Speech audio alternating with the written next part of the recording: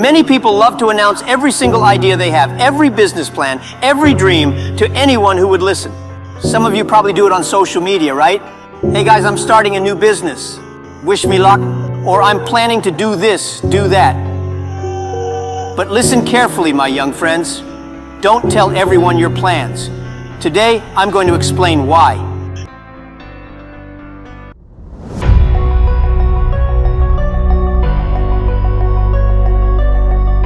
Why is it that the most remarkable transformations often happen quietly?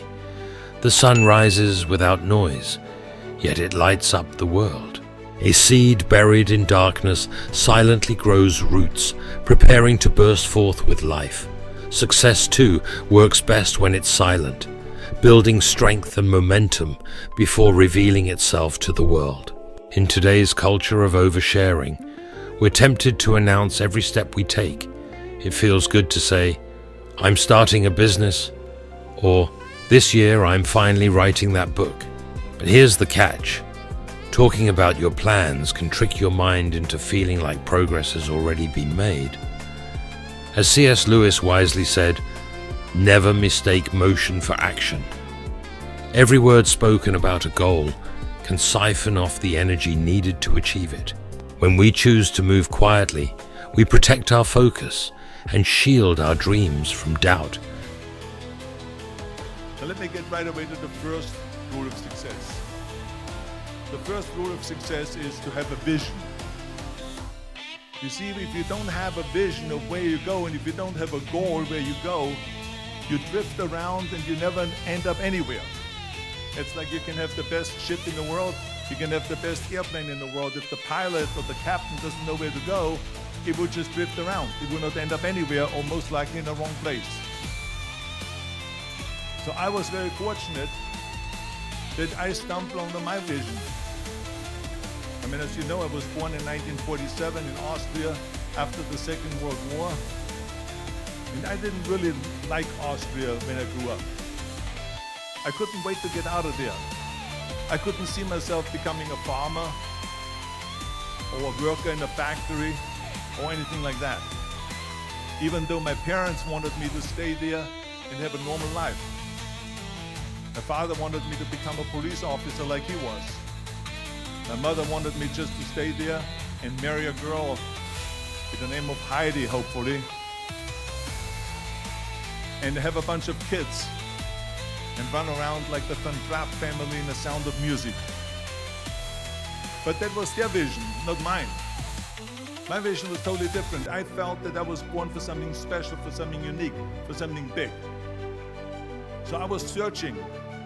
Then one day I went to school. I remember I was 11 years old, and they showed a documentary about America. And there they showed in this documentary the huge skyscrapers, the high-rises, the huge bridges, the 6-lane freeways, the huge cars with the wings sticking out, and all of this stuff. And I said to myself, that's where I want to be. Success loves silence. Not because it's secretive or mysterious, but because it needs time and space to grow. Success, like a seed, begins quietly beneath the soil. It doesn't announce itself to the world. It doesn't demand attention or validation. It simply works steadily and silently until one day it emerges, tall and strong for all to see. And yet so many of us feel compelled to tell the world what we're doing, what we're planning, and how we're going to get there. Why is that? Maybe it's a need for recognition or approval. Maybe it's the thrill of saying, look at me, I'm on my way. But here's the problem. The more you talk about your plans, the less energy you have to actually execute them.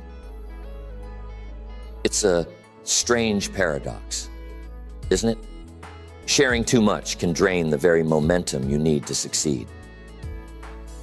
In my years of business and personal development, I've seen this play out time and time again.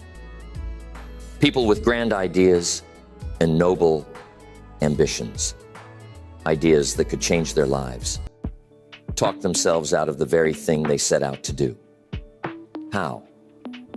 By telling too many people too soon. They expose their dreams to the cold winds of doubt, criticism, and distraction. And before they know it, the fire they once felt has burned out. You see, when I was younger, I made the same mistake. I was so excited about my ideas that I couldn't wait to tell everyone. I would sit down with my friends and we'd talk for hours about what we would do. We would talk about starting companies, changing the world, and becoming billionaires. Oh, how fun it was to dream. But then I noticed something. Every time I talked about my plans, things didn't go as well as I hoped. The reason? Too many opinions. When you tell everyone your plans, what happens? Everyone starts giving you advice. Advice from people who have never done what you're trying to do. Advice from people who are scared of taking risks themselves. Advice from people who, let's be honest, sometimes don't want to see you succeed. It's like inviting 100 chefs into your kitchen to make a single dish. Too many cooks spoil the broth, my friends. Too many voices confuse your direction. And then there's another problem. When you speak too much about your plans, you use up all the excitement in talking, not doing. Think about it. When you tell someone your big idea, they might say, "Wow, that sounds amazing." And for a moment, it feels like you've already succeeded. You feel good. But the problem is that feeling of accomplishment you get from talking replaces the drive you need to actually do it. Instead of spending energy on execution, you spend it on conversation. Instead of working quietly, you're busy seeking validation. My advice? Keep quiet. Let your actions do the talking. Now, some of you might be thinking, "But Jack, what's wrong with sharing my ideas? Shouldn't I ask for feedback? Shouldn't I get advice from people who care about me?" Well, here's where things get tricky.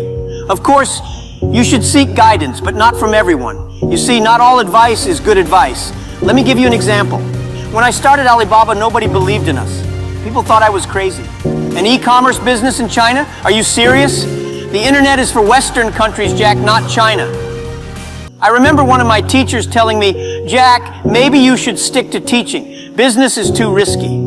If I had listened to them, if I had shared my full vision with everyone and allowed them to plant doubts in my mind, do you think Alibaba would exist today? Of course not.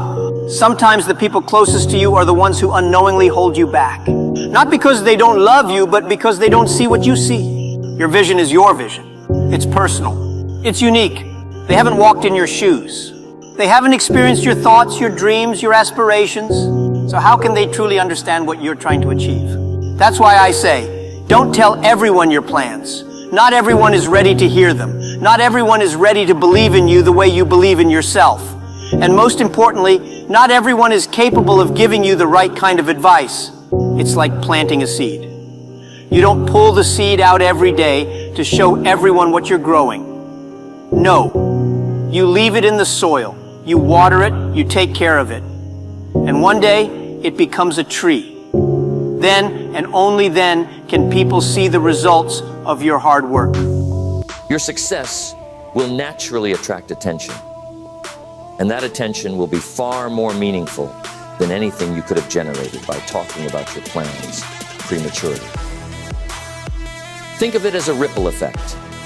Your actions create waves that reach far and wide, touching people in ways that words never could. But there's another reason to keep your plans private, one that's often overlooked. It has to do with the power of focus. When you share your plans with others, you're not just giving away energy, you're also inviting distractions. People will start asking questions, offering suggestions, and sharing their own ideas, which can pull you in a dozen different directions. Before you know it, you've lost sight of your original goal, and your once clear vision has become muddled.